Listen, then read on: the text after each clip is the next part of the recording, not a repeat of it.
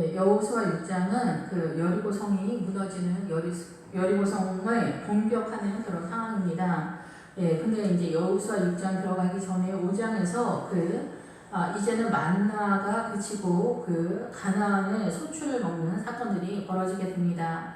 예, 그래서 이제는 믿음이 어느 정도 되면은 이제 주님께서 소소하게 다 이제 이렇게 터치하지 않는 그런 상황이라고도 볼 수가 있고, 또 우리가 이제 노력해야만 되는 그런 상황이 또 되기도 합니다. 이제는 이 스스로가 딱딱한 음식을 먹을 수 있는 그런 수준이 돼야 돼서 무교병과 볶음곡식을 먹는, 그래서 이 타작을 한다 이런 거, 그리고 포도주 틀에서 이렇게 밀을 깠던 기드온처럼, 그래서 기드온의 300명사 할 때 기드온이 그 포도주 틀에서 이게 밀을 깠다라는 것은 겁을 먹어서 그런 것이 아니라 그 포도주 틀이 고난을 말해요. 그래서 이 고난의 세기가 가장 강도가 깊은 곳이 가정이에요. 그래서 가나안의 블레셋의 세력 속에 이 포도주 틀이다라는 그런 뜻이 있어요. 그래서 이 가정 속에 고난의 강도가 가장 세게 나타나는 장소인데, 이 볶음 곡식은 그것보다 조금 더 센, 고난은 조금 더 다른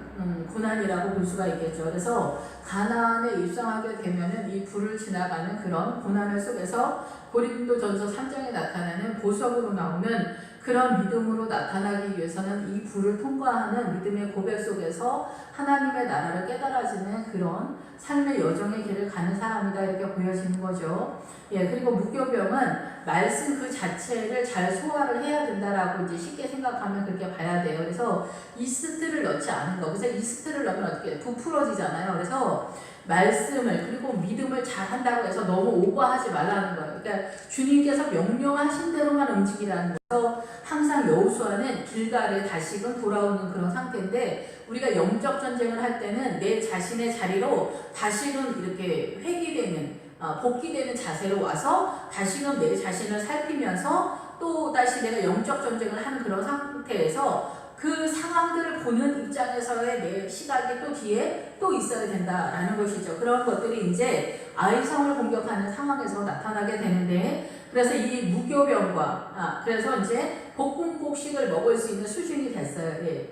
그러다 보니까 이제 만나는 끝나는 상황인 거죠. 그러니까 보편적인 그런 예배나 하나님 앞에 나아가서 이제 그 잔잔한 수준들, 만나로 가루를 해가지고 주님이 주는 대로만 먹는 그런 상태의 믿음은 이제 떠났다. 이제는 장성한 자의 믿음의 곡식을 먹는 수준이 됐다라고 이렇게 볼 수가 있겠죠. 그런데 초보자의 신앙인들은 아직 우리가 영적인 상황에서 만나를 먹는 것처럼 성령님께서 필요한 대로 그때그때 눈높이에 맞춰서 영의 양식을 부어주는 상황이 예배 속에서, 찬양 속에서, 기도 속에서 흘러간다라고 이렇게 볼 수가 있는 거죠.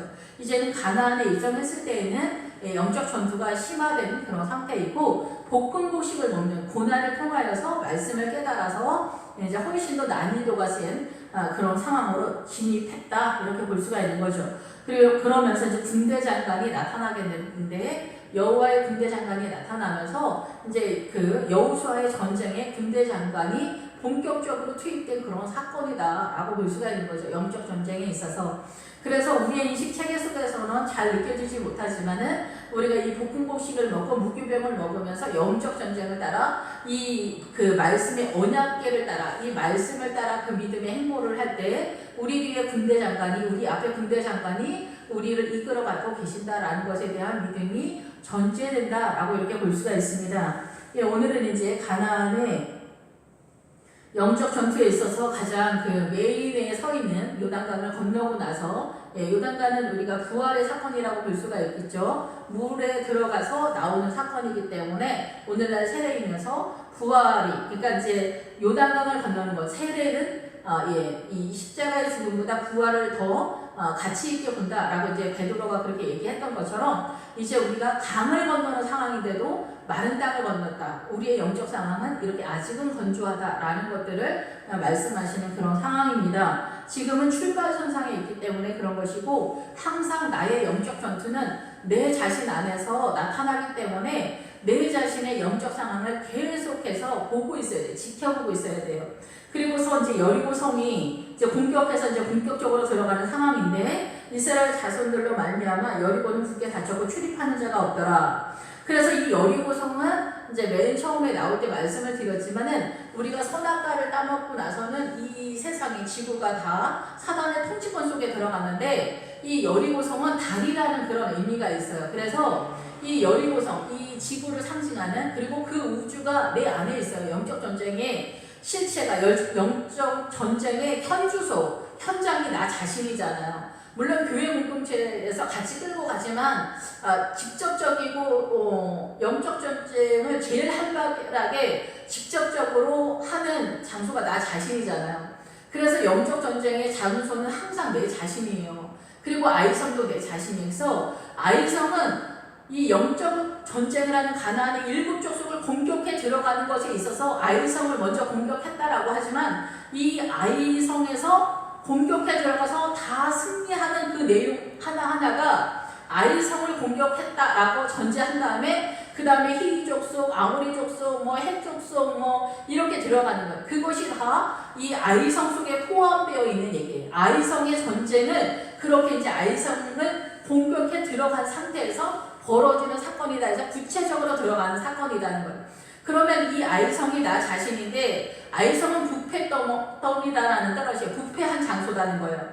그래서 이 사망 속에 있는 내 자신의 영적 전쟁을 하러 들어가기 전에 반드시 전제되어야 할 것이 여리고성이에요. 그래서 여리고성은 주님 앞에 내가 영적 전쟁을 해야 하는 그 자세이기도 하지만 이 여리고성에서 먼저 전쟁을 하기 위해서는 내 안에 이 전쟁을 하기 위한 하나님의 나라의 기본적인 이해도가 있어야 돼. 그것을 이 여리고성을 공격해 들어갔을 때, 내 안에 공격해 들어갔을 때, 이 그 하나님의 나라의 금, 동철 이런 것들, 남녀노소 소와 양과 나귀와 칼날로 공격하는 이러한 것들이 무슨 의미를 가지고 있는지를 깨달아야 돼요. 이것이 영적 전쟁을 이 여리고로 공격해 들어가서 노량물이에요. 이거를 전쟁을 해서 내가 습득한 것이기 때문에 이거는 너무나 중요한 거예요. 그래서 조금 이따 말씀을 드리겠지만은 이 여리고성에 들어갈 때 여기는 이제 선악과를 먹고 나서 어둠이라고 했잖아요. 이 어둠에 달빛이 있어요. 그래서 여기는 이제 달빛에 대해서는 에스더에서 자세히 말씀을 드렸지만은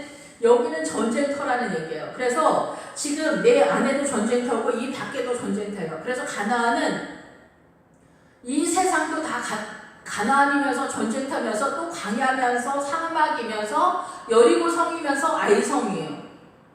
이런 모든 것들이 이 사단의 문화권 속에서 어떻게 사단의 공격과 하나님의 나라가 세워져 가는지를 주님께서 이것을 정리를 하는 거예요. 기도로 다 나누는 거예요. 우리를 이해시키기 위해서.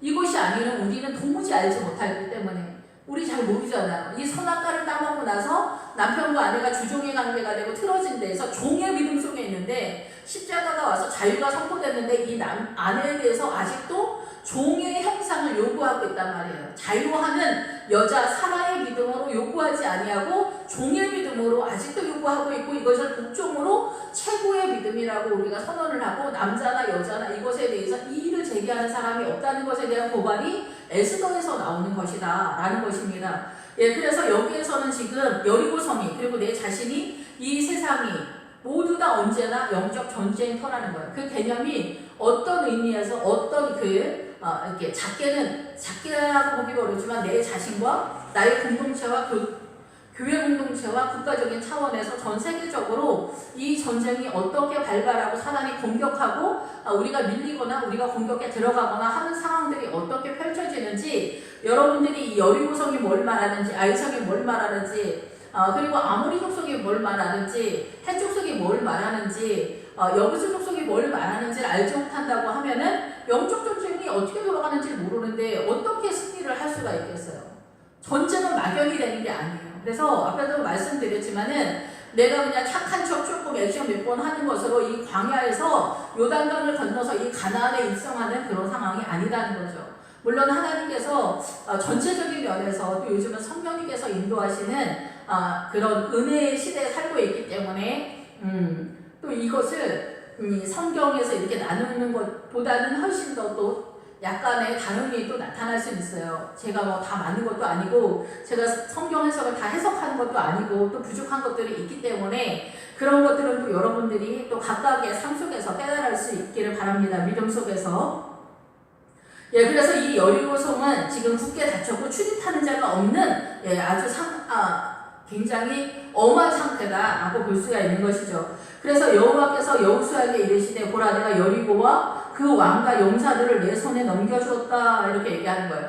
그래서 이 여리고의 왕과 여리고의 용사들이 뭘 지키고 있느냐? 은금 동철 이런 것들을 지키고 있고 남녀노소 소와 양과 나귀를 다 지키고 있는 거예요. 이러한 모든 것들에 대해서 하나님의 말씀을 통해서 우리가 이 머릿속에 하나님의 나라로 정립이 되어야 돼요. 깨달아야 돼요. 그러니까 이 여리고성은 하나님의 나라에 대해서 나에게 힘을 꽉 쥐고 있었던 것들이 무너져 내리기도 하지만 이 내 안에 있는 아니라고 해야 되나? 이 여리고성, 나를 공격함으로 인하여서 하나님의 나라의 말씀으로 딱 기본적인 이 정리되어지는 하나님의 나라의 기본 틀을 갖고 있어야 돼. 이게 반석을 갖고 있어야 돼. 예수 그리스도의 이 반석의 믿음이 기본 없으면 세울 수가 없잖아. 반석을 기초공사를 안 했는데 그 위에다가 집을 지으면 어떻게 해요? 홍수가 나고 바람이 불면 쓰러진다는 거예요. 그러니까 예수 그리스도의 이 반석의 믿음이 바로 이 여리고성 안에서 우리가 전쟁에서 노약해온 전쟁으로 인하여서 전쟁에서 승리함으로 인하여 가지고 올 수 있는 획득한 것들이 은금 동철 기구와 남녀노소 소와 양과 낙이다라는 거예요. 그러면 이것에 대한 정립이 내 안에 서 있어야 되는 거예요. 그래서 여리고의 왕과 용사들이 우리를 싸운다는 거예요. 그러면 이 전쟁에 있어서 이 여리고의 왕과 용사들을 우리가 싸워서 이길 수 있는 믿음이 있어야 돼. 그것이 예수 그리스도를 믿고 이제 예수 그리스도를 믿으면 우리가 이제 칭의라 그러잖아. 의인이 되어서 주님 앞에 들어가는 상황. 그런데 실제적으로는 우리는 의로운 존재가 아니에요. 6월절도 그렇고 이렇게 어린 양 때문에 넘어간 상태지 실상 우리는 쩔뚝바리와 같은 그런 존재다라는 거죠. 그래서 이제 이것이 영적 전쟁을 제대로 해서 이 희귀족속 네바논의 믿음까지 올라가게 되었을 때는 샬롬이 세워지는 그런 상태다라고 이렇게 볼 수가 있는 거죠. 너희 모든 군사는 그 성을 둘러 성 주위를 매일 한 번씩 돌되 엿새 동안을 그리 하라 이렇게 얘기하는 거예요. 그래서 이 엿새 동안을 매일 그 성을 한 번씩 도는데 한 번씩 이 도는 게 뭐냐면 한 번은 한 번에 때 시간 뭐 이렇게 그런 뜻이에요. 그래서 우리 그저 3일 동안 3일 있다가 뭐 들어간다 뭐 이런 것처럼 내 인생에 이런 사건 저런 사건 이런 사건들 속에서 그 사건 속에서 내가 깨닫는 게 있잖아요. 하나님의 나라로 내가 고백되어지고 하나님 앞에 항복되어지는 것들이 있잖아요. 그런 것처럼 내가 한 번씩 나를 도는데 한 번의 기회, 한 번의 때, 한 번의 시간들이 있다는 거예요.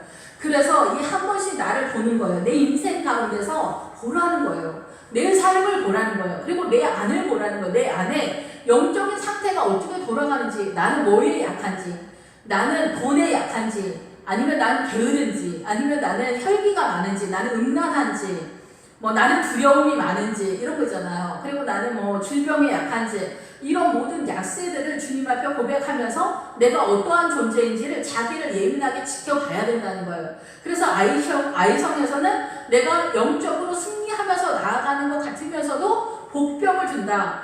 이 사건에 대해서 내가 분명한 것 같아도 이 뒤에서 또 다른 시각 속에서 나를 지켜보고 있어야 된다라는 거죠. 그런 것처럼 내 삶 가운데 이 성을 도는 거, 이 성이 나 자신이기도 하고 교회 공동체이기도 하면서 우리 가정이기도 하면서 우리 나라이기도 하면서 아시겠죠?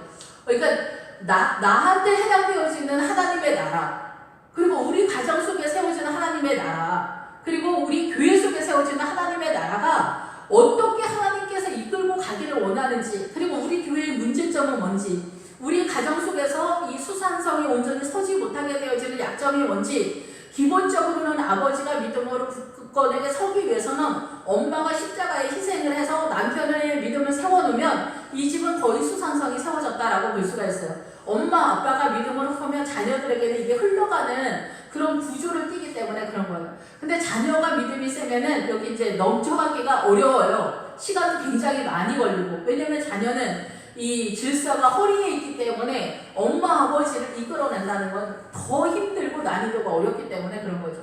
그래서 이 성의 종류가 너무나 내 자신이기도 하고 가정이기도 하고 교회 공동체, 국가적인 차원, 더 나아가서 세계적인 선교사적인 차원에서 더 이 지구 전체를 우리가 볼 수가 있죠. 그래서 뭐 우리가 미국이나 아니면은 뭐 캐나다나 호주나 영국이나 이런 나라들이, 영국도 뭐 이렇게 그 미국 선교사들 중에서 원래 영국 출신들이 또 많더라고요. 이런 분들에 대해서 우리가 신세를 진 게 있잖아요. 이렇기 때문에 또 기도를 같이 협력하고 이스라엘도 회복되어지는 입장에서 같이 기도하는 이러한 것들이 하나님의 나라에서 전체적인까지 규모가 나타나게 되는 거잖아요. 이런 것들을 둘러보는 거예요. 그래서 이렇게 객관적이거나 같이 협력하는 차원에서나 이렇게 도는 거예요.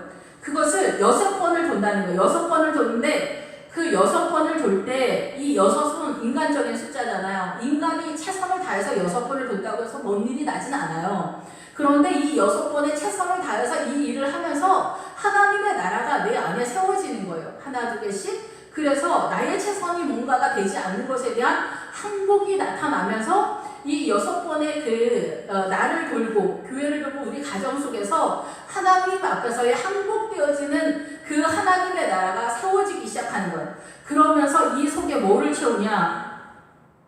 제사장 7은 7 양각 나팔을 잡고 어느 학계 앞에서 나아갈 것이요 7째 날에는 그 성을 7번 돌며 그 제사장들은 나팔을 불 것이라. 그래서 이 양각 나팔을 길게 분다는 뜻에는 희년의 메시지도 같이 가요. 그래서 희년이 뭔지 아시죠? 희년은 7년이 안식년, 7일이 안식일이잖아요. 그래서 우리가 안식일의 개념, 안식일에 예수님이 계속 안식일마다 날 잡아가지고 그날 막 병 고쳐주고 막 안집에 일어나게 하고 막 이래서 유대인들을 막 시험 들게 하시잖아요. 그런데 그게 영적으로 무지해서 그런 거예요. 이 7일 안식일, 안식년, 그 77이 49, 49년도 안식년이고 그 50년이 되는 해에 안식년이에요. 희년이에요, 희년. 그래서 주일과 안식년과 이 49년과 50년 희년의 메시지가 동일한데 그게 뭐냐면은 예수 그리스도에 의해서 자유가 선포되는 날이에요. 그러면 손 아픈 사람, 이 사단한테 매인받은, 안순경이 사단에게 매인받은 이런 사람들을 주일날 주님께서 자유를 선포하면서 이날 고쳐줘야 되는 게 맞는 거죠. 영적으로는.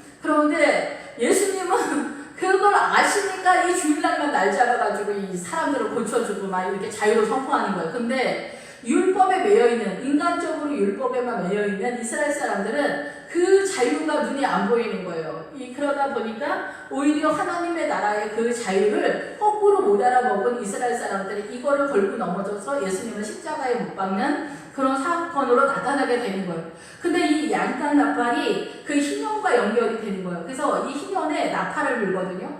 그래서 나팔을 부는 것은 하나님의 나라를 선포하는 거예요. 여기는 빛나다 아름답게 만들다. 하나님의 나라를 활성화하고 최고로 아름답게 나타나는 주님의 영광과 영화로움이 나타나는 거죠.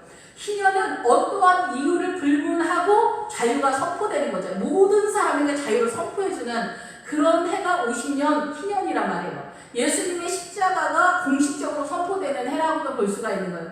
그래서 이 율법 속에서도 희년이 선포되었어요. 근데 예수님의 십자가 속에서는 완전하게 모든 날에 이 희년이 선포되는 거예요. 그런데 이스라엘 사람들에게 이해를 돕기 위해서, 오늘날 우리에게도 이해를 돕기 위해서 이 주일날 자유를 선포하는 거예요. 그러면 예수님의 십자가가 왔기 때문에 이제 제 문제를 해결했기 때문에 모든 나라 모든 것에 자유가 이미 선포된 거예요. 그것을 누가 더 예수님의 은혜 가운데 들어가서 자유를 선포할 수 있냐 이 얘기를 하는 거예요. 그런데 우리는 죄인이면서 이 사단의 문화권 속에서 완전히 어둠에 이렇게 붙들려 있기 때문에 야 니네 겸손해라, 니네 희생 좀 해라, 니네 뭐 헌금 좀 해라, 니네 뭐 좀 해줘라, 용서 좀 해줘라 막 이러면은 우리는 아무리 하려고 안 돼. 그게 아무리 하려고 해도 안 돼.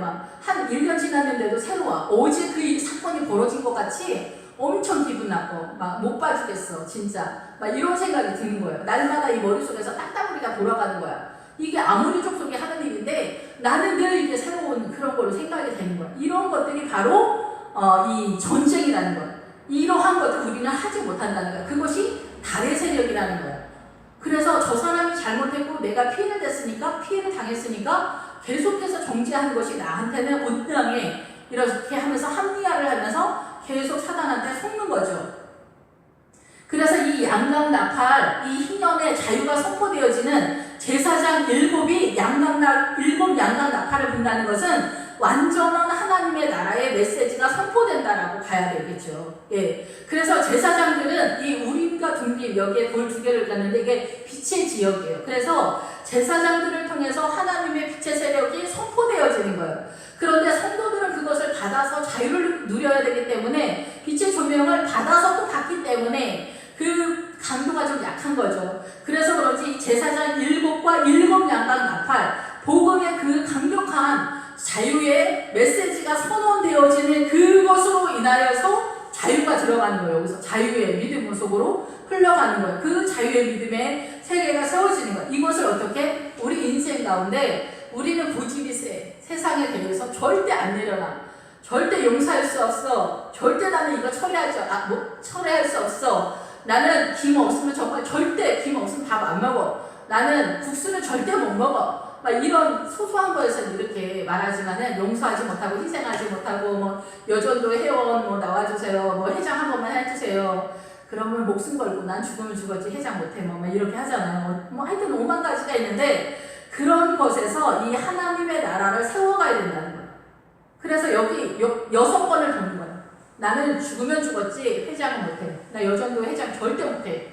근데 주님이 기도하는데 절대 못하겠니? 주님이 딱 이렇게 얘기하면은 심장이 딱 서죠. 전 죽어도 못해요. 막 이런데 주님이 딱 그러면 주님이 한마디 하면은 안 하시니까 그러니까 얘가 진짜 순종 못하려면 주님 말씀도 안 하시지만은 어떻게 해도 얘를 끌고 가야겠다. 주님 그러면은 이제 기도할 때나 뭐 이렇게 꿈에나 말씀하시죠. 이게 감동을 주시거나 이거죠. 넌 정말 죽어도 못하겠니? 막 이렇게 감동을 한마디 딱 주시면은 아무 말도 못하고 이제 하게 되는 거예요. 막 아무 말도 못하고 하게 되는 거예요. 막. 그리고 그렇게 되면은 주님이 이제 한마디 하는 시점이 그렇게 되면은 내 안에 죽었지 나는 절대 여전도 해장 못해 이렇게 하다가도 길을 쓰고 해야 되는 뭐 어떤 에너지가 나오긴 해요. 너는 하나님의 나라를 위해서 여전도 해장도 못하니? 그러는 네가 목사님은 왜 흉보니? 막 이렇게 말씀하시거나 너 그것도 못하면 네 아들 지금 아프지? 그러면 나도 못 도와줘. 막 이런 식으로 깨달음이 오는 경우도 있어요. 그러면 아들을 위해서라도 내가 해야 되는 거예요. 하나님도 막 이렇게 우리를 항복하게 하는 그런 말씀을 가끔 하신단 말이에요. 그러면 믿음이 안 될 때는 아들 때문이라도 아니면 남편 때문이라도 아니면 나의 어떠한 것 때문이라도 하게 돼요. 근데 이제 그렇게 하다 보면 나중에 이제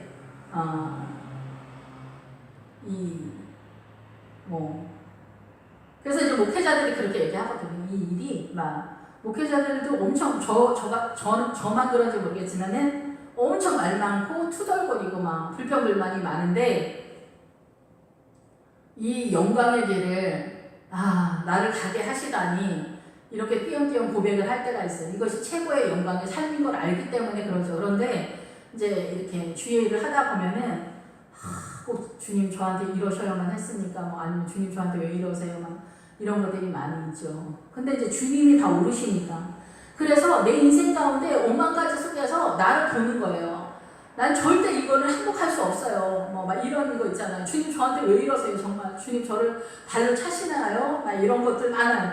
이런 것들 속에서 이 내 가정 속에서 내 부모 속에서 내 자녀 속에서 나의 삶 속에서 이러한 것들을 보는 거예요. 내 인생을 보는 거예요. 6번을 보는 거예요. 꼭 6번이 아니라 인간의 마지막으로 주님 앞에 모든 것을 항복할 수밖에 없는 때까지 어느 시간대까지 어느 기회까지 사건 속에서 이걸 보는 거예요. 그 돌면서 7명의 제사장과 7 양강 나팔 이 자유가 선포되어지는 하나님의 그 메시지 복음 속에서 녹아져 내리는 거예요. 그러면서 이제 그것이 이제 세워지면 그것이 이제 이루어지는 어느 순간에 제사장들이 양강 나팔을 길게 불어서 그 나팔 소리가 너희에게 들릴 때에는 백성은 다 큰 소리로 외쳐 부를 것이라. 그리하면 그 성벽이 무너져 내리리니 백성은 각기 앞으로 올라갈지니라 하시매. 그래서 이제 이렇게 무너져 내리면 여리고 성에서 이 무너져 내리는 거는 내 몸에 절대 안 된다라고 하는 세상의 어떠한 것들을 붙들고 있는 어떤 세력이라고 볼 수가 있겠죠. 그래서 이것에 대한 항복이 내려놔지면은 그 다음에 하는 일들은 내가 하는 게 아니라 주님으로 하는 것들이 훨씬 더 이렇게 세지기 때문에 뭐 기를 쓰고 미칠 것 같다라는 것들이 좀 약해지는 게 아닌가 이런 생각이 들어요. 그렇지만 여기서도 아까 말씀을 드린 것처럼 무교병과 볶음국식을 늘 먹고 있기 때문에 늘 내 인생이 타는 것 같은 것들이 있는 건 사실이에요. 왜냐하면 이 사단의 문화권 속에서 우리가 역행하는 하나님의 나라 쪽으로 가기 때문에 사단은 계속 공격하고 앞으로 내가 이 사단의 세력에서 공격해 들어가서 하나님의 나라를 이루어야 할 것들이 아직 많이 있기 때문에 아직 남아있는 것이 산재해 있기 때문에 그렇다는 거예요. 그래서 이 여리고 성을 이기고 그 아간의 범죄를 지나서 아인성을 지나고 나서 이제 에발산에서 제단을 쌓았는데 이 에발산이 민둥산이라는 그런 뜻이거든요. 그래서 이 여리고성을 들어가고 이 아인성에 들어가도 우리의 아직 존재의 그 믿음의 세계는 민둥산이에요. 그래서 그 홍해를 건넜을 때 갈대 늪의 바다라고 말씀을 드렸잖아요. 그래서 이 애굽에 속해 있는 사람들은 갈대와 같은 존재다. 그만큼 연약하다. 상한 갈대와 같은 우리를 꺾지 않으신다. 뭐 이렇게 얘기하잖아요. 그런데 이렇게 됐는데 이 레바논의 믿음은 그 백향목이라고 했잖아요. 그런데 지금 우리가 이 아일성 아직 들어가지 않았는데 아일성에서 승리하는 상태의 출발선상에서 아직 민둥산이라고 한다면 나의 믿음의 수준이 어떠하다라는 것들이 이제 생각이 되죠. 이 나무가 이제 싹이 나는 그런 상황이라는 거예요. 나무가 싹이 나는. 그래서 우리가 소나무나 살구나무나 이런 나무들이 이 조그맣게 올라오면서 이제 점점점 성장되어져 가면서 이제 이렇게 나타나게 되는 것이잖아요. 예, 성벽이 무너져 내릴 때 백성은 각기 앞으로 올라갈지니라. 그래서 모든 백성은 한꺼번에 올라가고 한꺼번에 느끼고 한꺼번에 성숙이 되는 거 아니에요. 교회 공동체에서 당연한 말씀이지만 모든 사람의 영적 전쟁은 각기예요.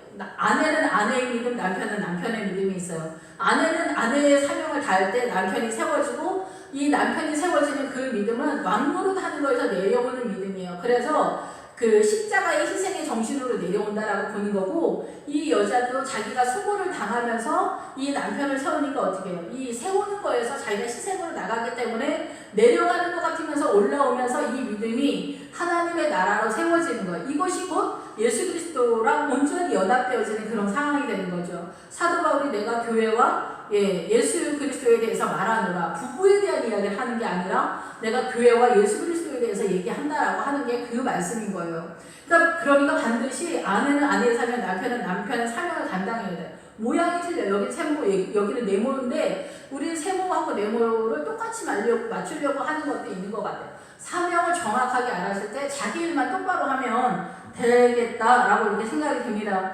그래서 백성은 모두 다 각기 움직이는 거예요. 남편은 남편대로, 아내는 아내대로, 자녀는 자녀대로, 부모는 부모대로. 각각의 모양이 틀린 거예요. 그래서 자기 믿음은 다 각기 자기가 세워가는 거예요. 하나님의 나라. 그래서 이 우주의 중심에 자기 자신이 있고 그 가장 중심의 세력 속에서 남편과 아내가 영적 전쟁을 하는 거예요. 메인 센터에 있다. 메인에 있다. 이렇게 볼 수가 있는 것이죠. 그러면서 이 가나안에 공격해 들어가는 그런 상황에서 남편과 아내가 하나로서 거의 전쟁을 하는 시점이다라고도 볼 수가 있어요. 그래서 7명의 제사장과 7개의 양각 나팔을 가지고 부는 거예요. 이 복음의 완전한 상황이 이 본인에게 나타나야 되는 그런 상황이에요. 그래서 백성에게 이르되 나아가서 그 성을 돌되 무장한 자들이 여호와의 궤 앞에서 나아갈지니라. 그래서 무장한 자들은 이 믿음을 이끌어내는 세력이에요. 믿음을 이끌어내는 세력. 실제적으로 전쟁할 때는 무장을 해가지고 전투 실력이 있는 사람이겠지만은 이 전투 실력이 갖고 있는 사람은 뭐냐면은 이 죄 속에 있는 사람들의 영혼을 끌어내는 상황인 거죠. 그래서 출발선상에서는 전도의 시점일 수도 있지만은 교회에 나와서는 믿음을 이끌어내는 사람들이 무장한 사람들이다라고 이렇게 볼 수가 있습니다. 이끌어내는 세력으로 나타나기 때문에 그래서 이 7명의 제사장들과 양각나팔. 그래서 여러분들은 반드시 궤 앞에서 이 언약궤 앞에서 예수 그리스도의 이 말씀을 따라가게 되는데 이 후군을 따라간다 이렇게 얘기하거든요. 9절에 보면은 무장한 자들은 나팔 부는 제사장들 앞에서 행진하며, 그래서 믿음으로 이제 이끌어내는 무장한 사람들이 있고 나팔 부는 제사장들이 있는데 그 뒤를 따라가는 그 후군들을 뭐냐면 모아들인다는 거. 성도들을 모아들인다. 후군들은 뭐냐면은 뒤따라오는 성도들은 전도하는 세력들이다, 기도하는 세력들이나 뭐 이런 사람들일 수도 있겠죠. 아니, 기도하는 세력은 무장한 세력 속으로 들어갈 수 있겠지만은 이 후군들은 이 모아들이는 세력이기 때문에 전도하는 세력들이다라고 볼 수가 있겠죠. 그러니까 교회의 시스템이 이렇게 돌아가는 상황이고, 이 가정 속에서도 이런 그 사명이 조금씩 틀린데 이런 것들을 잘 할 수 있도록 영적 리더인 어머니가 말씀과 기도 속에서 이 일들을 잘 진두지휘를 잘 해야 된다라고 생각이 되고요. 교회 공동체에서는 당연히 목회자가 이 사명을 잘 감당해야 된다라고 생각이 듭니다. 그래서 이러한 전쟁 속에서 이제 전쟁이 이제 진입되는 그런 상황인데, 여호수아가 백성에게 명령하여 이르되 너희를 외치지 말며 너희 음성을 들리게 하지 말며 너희 입에서 아무 말도 내지 마라. 이거 너무나 중요해요. 이거 너무 중요한데 이 말씀이 뭐냐면은 너희가 입으로 뭔가를 하지 말라는 거예요. 너희 입으로 뭔가를 하지 마라. 쉽게 말하면 잔소리 하지 마라. 교회에서 이렇게 저렇게 말 많잖아요. 목사님은 저래서 문제야. 우리 목사님 또 왜 저러시는 거야 도대체. 전도사님 제발 그렇게 하지 마세요. 막 그런 얘기 많이 하잖아요. 또 목사님들도 전도사님들도 막 얘기를 하는데 저도 그렇고 잔소리가 갈수록 늘어나는데 그러지 말라는 거예요. 사람의 그 어떠한 이렇게 말로써 너희들 영적 전쟁 그거 되는 거 아니라는 거예요. 하나님의 나라로서 서야 된다는 거예요. 그래서 이 여리고성에서 전쟁할 때 사람의 입으로 떠든 게 아니에요. 그런데 놀라운 건 뭐냐면은 여기서 이제 그 은근 봉철 기구와 남녀노소 다 하는데 칼날로 멸하니라 이렇게 얘기하거든요. 근데 이 칼과 날에 있어서 이 칼은 말 그대로 칼이에요. 이게 전쟁을 할 때 우리가 싸우다 우리가 음식을 먹는 이 음식의 기본 어근이 싸우다 전쟁하다거든요. 그래서 하나님의 나라의 영적 음식을 먹기 위해서는 전쟁을 해야 돼요. 그래서 이 칼을 가져야 돼요. 그래서 우리가 말씀의 검이다 이렇게 말을 하잖아요. 그래서 우리가 말씀으로 전쟁을 하는 거거든요. 이 말씀이 이 사단의 문화권의 이 이념과 철학과 이 문화 전통 속에서 그러한 것들이 잘못됐다라고 생각되어지는 이 정신세계가 있고, 그것이 입을 통해서 말로 표현이 되잖아요. 그래서 이 말씀의 범위라는 건 뭐냐면 이 사단의 문화권이 속이는 것에 대해서 내가 이 말씀을 깨달았다는 거예요. 그래서 그 깨달은 말씀으로 그거 아니야 이런 거 있죠. 하나님의 나라에 대해서 집사님 꼭 말을 하지 않더라도 아닌 것에 대해서 내가 분별을 갖게 된 거예요. 그 깨달은 것, 하나님 말씀, 그것으로 전쟁을 한다는 거예요. 그것으로 전쟁을 하는데 여기서 칼 날로 멸하니라 이렇게 됐잖아요. 근데 여기서 날이 무슨 뜻이냐면 혀라는 뜻이에요. 혀. 그래서 우리가 강원도 입을 말하잖아요. 그래서 이 말을 얘기하는 거예요. 말. 태초에 말씀이 계시니라. 예수 그리스도도 주님의 형상을 이 성경이다 이게야. 내가 너희에게 성경으로 말해놨다는 거예요. 이 말씀으로 싸우라는 거예요. 너희들 이 말씀으로 영적 전쟁을 한다는 거예요. 이 금, 동철, 기구, 남녀노소, 소와 양과 나귀를 이 칼날 말씀의 이 입으로 싸운다는 거예요. 그래서 우리 안에 이 말씀이 정리가 돼야 돼요. 깨달아야 돼. 아무 생각이 없으면 안 돼. 우리가 이게 감동이 와야 된다고 그러잖아요. 이 감동이 성령님께서 아까 말씀드린 것처럼 너희가 이제 가나안에 들어가면 무교병하고 볶음곡식을 먹어야지 주님이 주는 그 만나만 먹으면 안 된다는 거예요. 성령님께서 감동해 주시는 하나하나는 우리가 너무 뭘 몰라서 주는 거고, 이제 물론 이제 장성했을 때도 모르는 거는 주님이 그렇게 하시죠. 그러나 웬만큼 컸을 때는 무교병하고 볶음곡식을 먹어서 웬만한 하나님의 나라는 알고 있어야 되는 거예요. 알고 있어요. 그래서 이 하나님의 나라의 말씀을 이 머릿속에서 정리를 하고 있어야 되는 거야. 그래서 주님은 너희가 은근 동철 기구와 남녀노소 소양 나귀를 다 칼날로 멸하는데 말씀의 검으로 너희가 싸우는데 그거를 곳간에 두는 거예요. 곳간에. 그래서 그 곳간에서 가져오는 거야. 그래서 이 곳간에 두는 건 뭐냐면은 이 깨달은 말씀을 내 머릿속에 저장해 둬야 된다는 거예요. 필요할 때마다 이 보석이 되시는 곳간에 둔 예수 그리스도의 말씀을 내가 꺼내서 쓴다는 거야. 그래서 그러한 정체성으로 내가 존재한다는 거죠.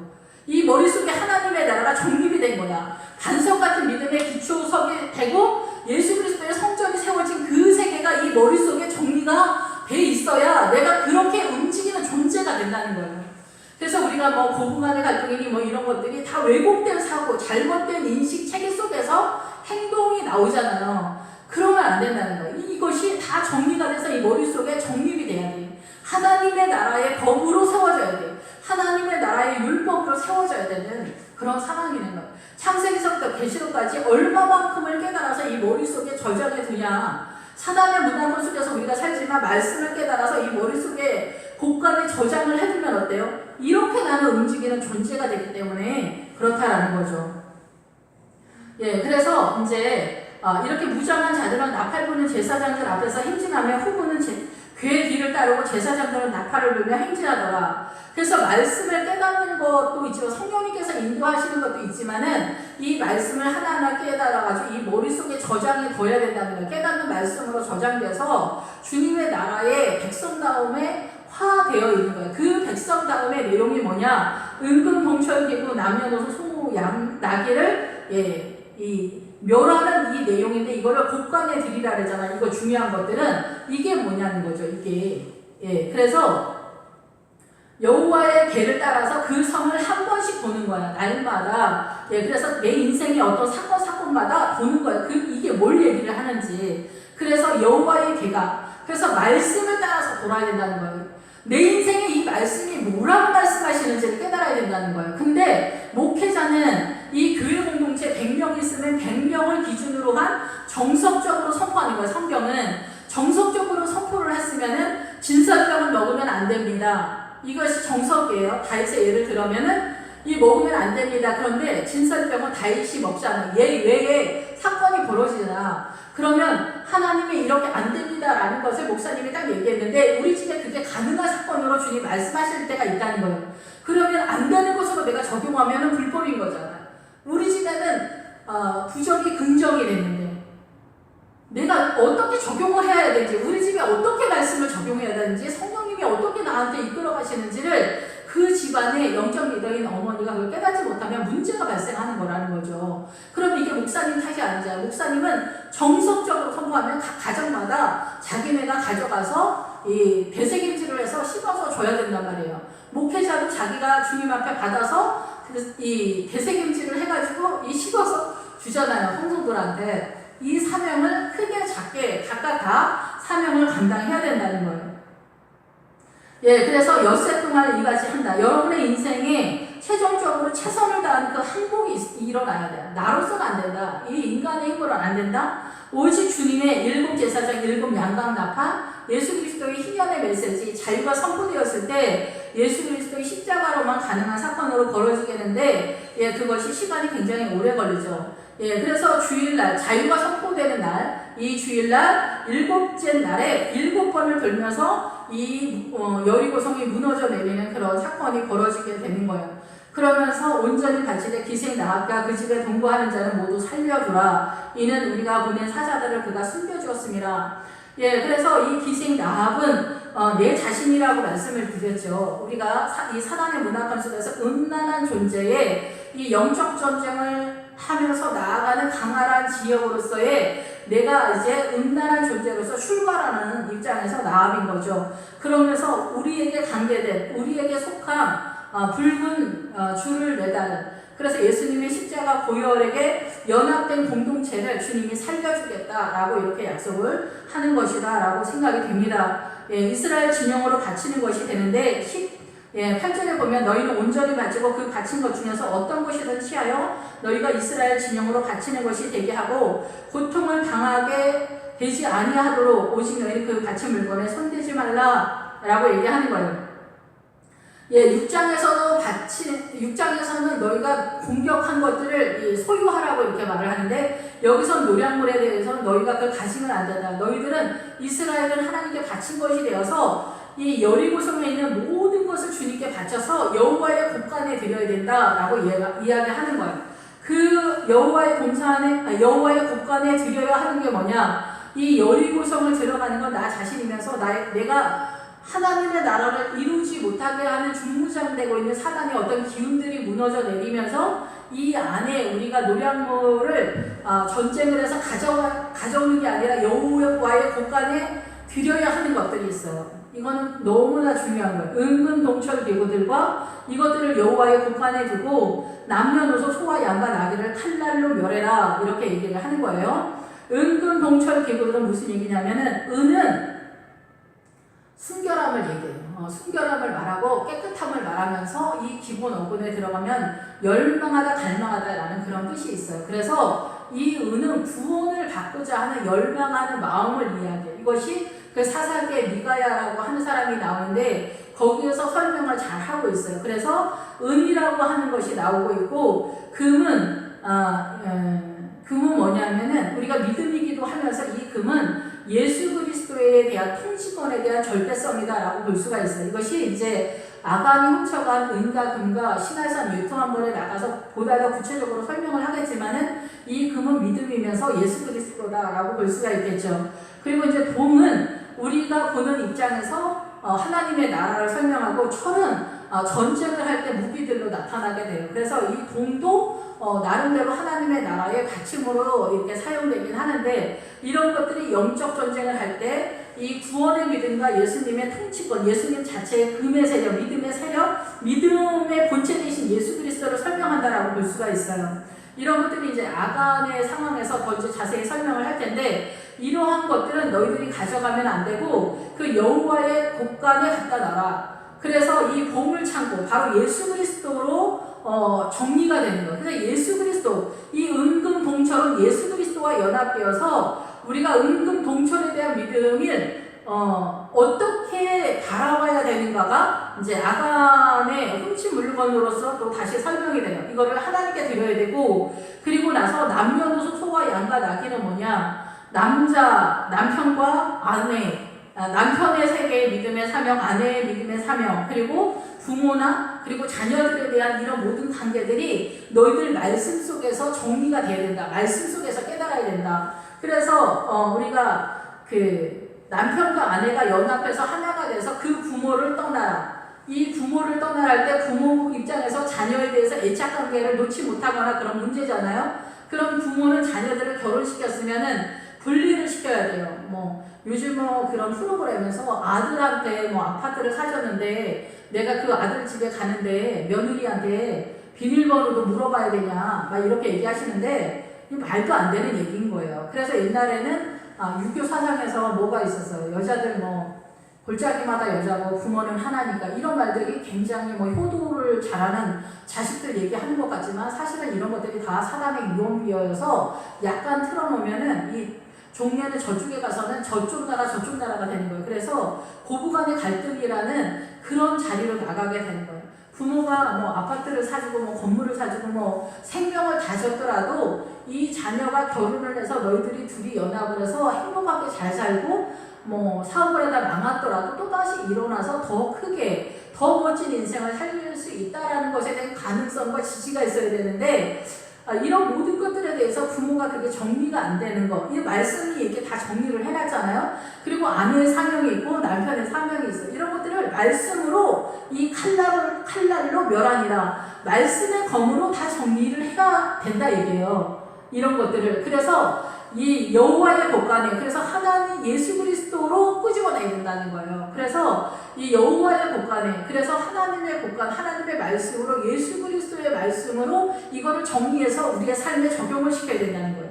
우리 이 사단의 문화권 속에서 적용시키는 것이 아니라 그래서 자녀에 대한 내 태도, 부모로서의 내 사명, 그리고 남편으로서의 사명, 아내로서의 사명 이런 것들을 이 말씀으로 정리를 해서 너희들의 삶에 행복한 에덴 동산으로 살고 수산성으로 세워가야 된다라는 거죠. 그래서 이 남녀노소 인간관계의 모든 것들을 성경으로 해석을 해야 돼요. 그리고 자녀를 너무나 잘 양육한다고 하는 것이 죽을 지경에 몰아넣지 말라. 어떤 모양이든 이런 것들도 다 성경 속에 있잖아요. 그래서 자녀가 잘못했을 땐 해초리로 때린다고 해서 죽지 않는다. 좀 극단적으로 그런 표현까지 있잖아요. 이런 것들을 말씀을 통해서 내가 자녀를 어떻게 양육하며 부모를 어떻게 또 공경을 해야 되는지 이런 것들도 다 말씀 속에서 정리를 해 들어가야 된다는 거죠.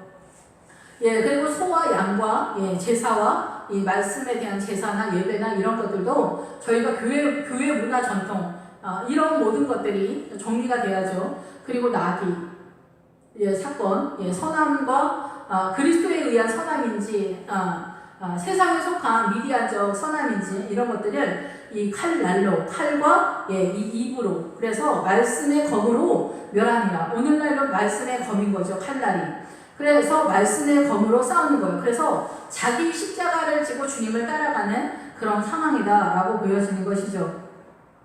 그래서 여호수아가 그 땅을 정탐한 두 사람에게 이르되 그 기생의 집에 들어가서 너희가 그 여인에게 맹세한 대로 그와 그에게 속한 모든 것을 이끌어내라 하매 그래서 이러한 것들이 결국은 이스라엘 전체에 대한 그리고 개개인의 집들에 대한 이야기라고 볼 수가 있는 거죠. 그래서 정탐한 젊은이가 들어가서 나아가 그의 부모와 그의 형제와 그에 속한 모든 것을 이끌어내고 또 그의 친족도 다 이끌어내어 그들의 이스라엘의 진영밖에 두고 이 이스라엘 공동체를 말한다고 볼 수가 있는 것이죠. 그래서 정탐한 젊은이들은 자기 자신을 정탐하는 거죠. 자기의 믿음의 세계를 자기가 늘 정탐하고 살피고 그래서 우리가 번제를 드릴 때 가죽부터 벗긴 다음에 조각을 내잖아요. 배를 가르고 그런 것처럼 이 위선을 걷는 그래서 내 자신의 사각지대를 보면서 영적 전쟁을 어떻게 할 것인가 나의 약점은 무엇인가 나는 어디서 제일 사각지대인가 이러한 것들을 알게 되는 것들을 우리 스스로가 하는 거죠. 이런 모든 것들을 살필 필요가 있다라는 거예요. 우리가 그 성과 가운데 있는 모든 것을 불로 살고 그래서 나머지 것들에 대해서는 다 불로 살라버리는 그런 상황이 되어야 된다는 거예요. 이 사단의 문화권 속에서 안 좋은 것들은 다 쓸데없는 것들 다 불살라 버리는 그런 성령님의 인도하심에 불의 성령님에 의해서 불살라지는 기도를 통해서 아예 뿌리를 뽑아버리는 그런 상관이 돼야 되겠죠. 그리고 가장 중요한 은과 금과 동철 기구는 여호와의 집 곳간에 두었더라. 그래서 이 은금 동철이 가장 강력하게 나타나는 건 뭐냐면 구원의 메시지와 우리를 구세주의 메시지 금은 구원을 시키는 주체자로서의 금의 세계, 믿음의 세계, 그 믿음의 세계의 본체 되신 예수 그리스도의 통치자에 대한 이야기예요. 우리의 왕 되신 예수 그리스도에 대한 이야기예요. 그것을 이제 아간이 훔쳐온 시나산 요탄벌과 금과 은에서 다시금 또 그 아간이 훔쳐온 그 각도에서 다시금 말씀을 드리겠지만은 이 금, 동철은 우리 입장에서 영적 전쟁을 하는 무기로서 이렇게 사용되어지는 것을 설명을 하고 있어요. 그래서 기구는 여호와의 집 곳간에 두었더라. 그래서 악한 것들을 다 불러태우고 금, 구원에 대한 것들, 우리 구원에 대한 확신을 갖고 있지만 이 구원에 대해서 이 WCC나 이런 것들이 혼탁하게 들어온다라는 그런 얘기예요. 그래서 이런 모든 것들은 여호와의 곳간에 반드시 들여서 예수 그리스도의 그 보물 창고에서 다시금 우리가 가져와야 돼요. 예수님을 통해서 가져와야 돼요. 예수님을 통하지 않은 메시지, 예수님을 통하지 않은 그 어떤 것도 그것은 다 문제가 발생하는 세력으로 나타나게 된다는 거예요.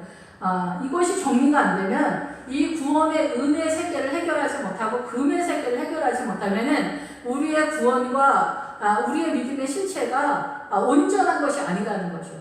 그래서 우리가 뜻밖에도 이 아간의 입장에서 볼 때, 아간이 것을 훔쳐온 입장에서 보게 되었을 때는 이거는 엄청난 사건이 발생되면서 구원과 믿음의 실체가 완전히 다른 나라가 되어지는 사단의 세계로 나타나게 되어지는 그런 결과가 나타나게 된다는 거죠.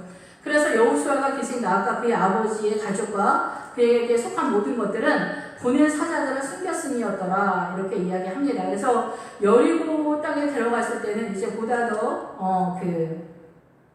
이 믿음의 세계가 세워지는 것이기 때문에 이 나합의 가족들이 다 이렇게 빠져나오게 되는 거죠. 이제 이 여리고에서 빠져나오는 세계가 되면서 아이성도 공격하게 들어가고 이제는 하나님의 나라의 새로운 믿음의 실체로서 공격해 들어가서 희 족속을 이제 공격해 들어가서 이제는 레바논의 믿음에 이르는 그런 상황에 나타나게 되는 거죠. 이것은 지금의 상황에서는 이제 광야에서부터 레바논까지 이스라엘이라고 하는데 광야를 지나서 요단강을 건너서 들어오긴 했지만은 아직은 이 아이성을 공격해 들어갔을 때 민둥산인데 에발산이 아직 이 출발도 되지 못하는 그런 입장에 있기 때문에 그렇습니다. 그래서 백향목, 레바논의 믿음, 백향목의 믿음을 가진다는 것은 인생 전체 속에서 시간이 많이 가도 잘 자라지 않는 나무입니다. 백향목이. 그래서 이제 그 여리고를 공격해 들어갔으면은 이 여리고에 공격해 들어갔을 때 은금 동철을 가지고 그 여호와의 곳간에 두지만은 이것이 더욱더 절대적으로 확실하게 나타나기 위해서는 이제 그 아이성을 공격하면서 여기서는 이제 성경에서는 아이성을 공격하고 나서 나머지 이제 히위 족속, 아모리 족속 막 공격해 들어가는데 그것이 그 아이성, 폐허더미인 내 자신 속에서 나타나는 일곱 족속을 여기서 전쟁하는 거거든요. 그렇기 때문에 거기에서 이제 더욱더 굳건하게 이 여리고성에서 이 비밀로 간직하고 여호와의 곳간에 저장해 놓은 그것을 가지고 더욱더 굳건하게 세워져가는 하나님의 나라로 나타난다라고 이렇게 보여지는 거죠. 그래서 누구든지 일어나서 여리고 성을 건축하는 자는 여호와 앞에서 저주를 받을 것이라. 그 기초를 쌓을 때 맏아들을 잃을 것이요 그 문을 세울 때에 그의 막내 아들을 잃으리라 하였더라. 그래서 여리고를 건축한다라는 것은 뭐냐면은 당연하게 우리가 공격해서 들어간 은근 동철 기구와 남녀노소 소양 나귀를 그 아간이 훔쳐온 세력으로 세운다라는 거죠.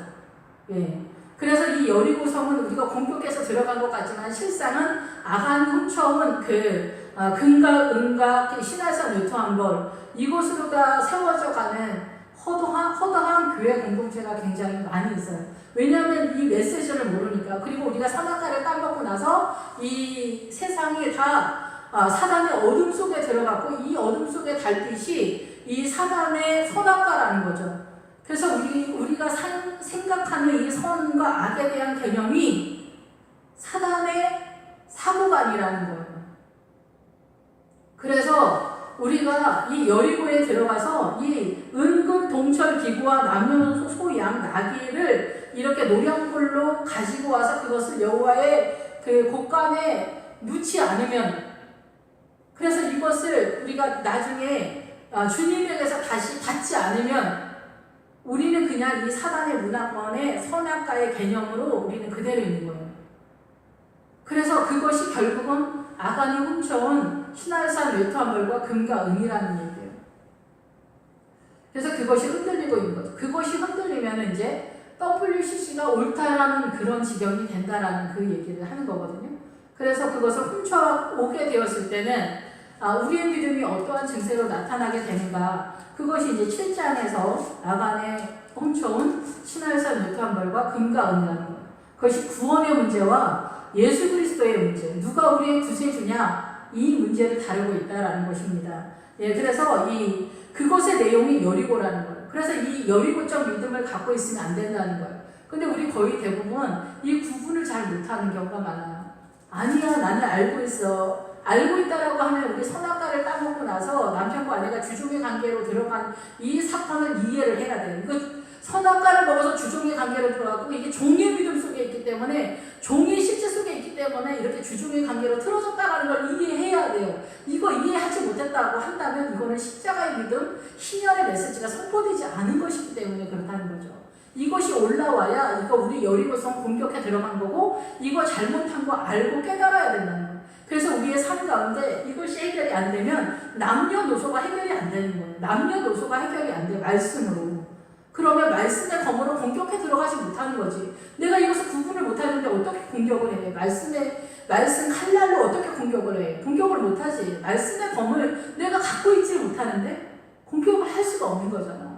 그러니까 말씀의 입이라는 거야. 말씀이라는 거야. 이 말씀, 이 칼이면서 날이 이 혀라는 거예요. 혀. 그래서 어떻게, 이게 말의 세계잖아. 이 정신의 세계잖아. 말씀을 깨달아야 되잖아요. 그러니까 예수님의 말씀은 말씀의 검이 칼날인 거예요. 말씀의 검으로 싸우라는 거예요. 여기서 이 여리고성을 공격해 들어가는데 너희들 칼날로 싸우라는 거예요. 말씀의 검으로 싸우라는 거예요. 그러니까 우리가 말씀을 깨닫지 못하면 전쟁 못하는 거지. 모르는데. 그리고 나서 뭐예요? 언제나 남편의 대표성을 띠고 있기 때문에 아내는 복종해야 된다는 거예요. 나는 아내를 사랑하니까, 감정적으로 당신 좋아하니까 끝인 거지. 그리고 아내에게 복종을 절대적으로 범사에 요구하는 거예요. 이게 주종의 관계인 거예요. 종의 믿음이라는 거죠. 이거를 아브라함은 75세에 깨닫고 100세에 깨달았다는 거예요. 여자 남자 평등하자는 얘기를 한 게 아니에요. 이 페미니스트들처럼 그런 얘기 하는 거 아니에요. 이 주종의 관계가 이게 틀어진 것이 올라와야 이 아내가 이 여자의 사명, 생명의 사명을 감당하고 남편도 이 아내가 생명의 사명을 감당했을 때 이 남편이 남편으로서의 사명을 감당하면서 이 남편도 종의 실체에서 왕노릇을 하는, 사단의 문화권에서 왕노릇을 하는 것에서 내려올 때 왕과 같은, 정말 이 땅에 속한 왕과 같은 믿음에 속할 수가 있는 거예요. 이 아내도 주권을 가지고 하나님의 나라 이 생명을 감당할 때, 그러니까 우리가 이 선악과를 따먹고 나서 이 틀어진 관계가 남녀노소 속에 다 들어가 있잖아요. 완전 우리 사단한테 장악되어 있잖아요. 부모한테 효도하는 것이 잘하는 거라고 생각하잖아요. 아내를 버리고 엄마 아버지를 붙잡는 게 최고의 믿음이라고 우리 생각하잖아요. 이것에 대해서 여자들도 부정을 하지 않아요. 왜냐하면 자기도 나중에 부모가 됐을 때 우리 아들이 나를 섬길 거니까 이게 받아들인다는 거예요. 그래서 에스더에서는 죽는 거 아니면 나는 노예로 있어서 이에 대해서 이의를 제기하지 않는다는 거예요. 나 불평하지 않는다는 거예요. 그러니까 우리가 믿음의 세계를 사단한테 완전히 속고 있다는 거죠. 이런 얘기하면은 이제 엄청 기분 나빠하시거든요. 예. 그래서 여기서부터 이제 믿음을 더 진도를 빼야 되는데, 여기서부터 이제 우리가 또 엄청난 나라로 나아가게 되거든요. 예. 복음의 나라가 어마어마하게 나가거든요. 여기 나학이 정말 강활한 땅이라는 그런 뜻인 것처럼 어마어마한 그 믿음의 세계로 나아가는데, 우리가 그 환란이나 고난이나 다 어디서나 남편과 아내 이 틀어진 관계 속에서 다 연결된 상태잖아. 이게 인수분해처럼 다 뻗어져 나가는 거죠. 양반 쌍놈, 뭐 배운 사람, 못 배운 사람, 뭐 자식들 함부로 대고 부모한테도 하대하고 뭐 이런 모든 것들이 이게 제대로 틀어졌기 때문에 그런 거예요. 이 종류의 마인드를 갖고 있기 때문에 이 모든 것들이 사단이 묶어버리는 거야. 이 기본적인 거에서도 묶여 있으니까 나머지는 쫙 묶인 거예요. 모든 것들이. 뭐 무당한테만 찾아가지 않는다고 해서 내가 뭐 자유한 게 아니에요. 크리스찬들이 뭐 무당한테도 찾아가잖아. 그러면 무당한테 찾아가면 귀신이 더 따라붙잖아요. 그래서 귀신이 따라와서 내가 무당의 점괘를 이렇게 해결해주는 그런 것들도 많이 있거든요. 예. 뭐 귀신이 알아서 말해주는 것도 물론 있지만. 그래서 영적 전쟁에 있어서 우리가 그 은근 동철, 예. 그 구원의 은혜와 구세주, 그리고 전쟁의 무기와 그리고 남녀노소 인간관계의 모든 것들, 그리고 소와 양, 그 제사와 하나님의 나라, 이 교회 공동체의 모든 것들과 나아기, 그 세계관에 대한 이런 것들을 너희가 말씀의 검으로 싸워서 이긴 상태가 되어야 여리고성이라는 마찬가지예요. 너무나 중요한 것들을 기초를 다루고 있는 거예요. 이것이 여리고성을 공격해서 승리로 선언한 상태다라는 거예요. 예수 그리스도가 나한테 장착이 되는 그런 상태다라고도 볼 수가 있죠. 이 머릿속에서. 이게 분명하게 세워져야 전쟁을 할 건지 말 건지가 되지. 뭐 구원의 메시지가 어떻게 되는지, 예수님이 우리의 절대적인 구세주인지, 아니면 알라도 괜찮은지, 부처님도 괜찮은지, 뭐 이따위로 생각을 하면 어떻게 전쟁을 하냐? 전쟁을 못 하는 거지. 애굽에서도 나오지 못한 거지, 이 정도면. 그런데 우리 홍해에 거의 다 있다니까요.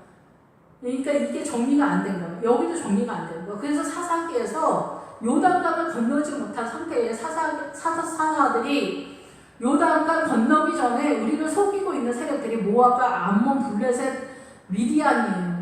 이 세력들이 뭘 말하는지 알아야지 요단강을 건너릴 건지 말 건지를 알 거 아니겠어요? 그러니까 이제 계속 우리가 속아 넘어가는 거예요. 마귀한테 계속 밀리는 그런 상태가 되는 것이다 라고 제가 감히 말씀을 드리면서 잘난치 했습니다. 예. 어쨌든 오늘 여리고성을 6장에서 말씀드리고, 6장에서 이 하나님의 나라가 기초 이 반석의 믿음이 세워지지 않으면은 이 아간이 훔쳐온 것 때문에 우리가 지금 아간이 훔쳐온 것 때문에 어떻게 또 우리가 초전 박살이 나고 조각이 나고 박살이 나는지 7장에서 다시 말씀을 드리겠습니다. 예, 기도하겠습니다. 할렐루야. 주님 감사 영광 찬양 드립니다. 늘 부족하고 연약합니다. 저 또한 큰 소리 치면서 뭐 아는 체 하지만은 사실상 아무것도 모릅니다. 주님께서 함께해 주시고 주님에 대한 절대적인 믿음과 주님의 십자가를 통한 절대적인 순결과 의로움을 저희가 깨달아 알 수 있도록 주님께서 인도하시고, 모든 인간관계 속에서 하나님의 법으로 우리의 삶을 정리하고 깨닫고 분별할 수 있도록 주님께서 인도하여 주시기를 원합니다. 선하신 주님 감사드립니다. 예수님의 이름으로 기도했습니다. 아멘.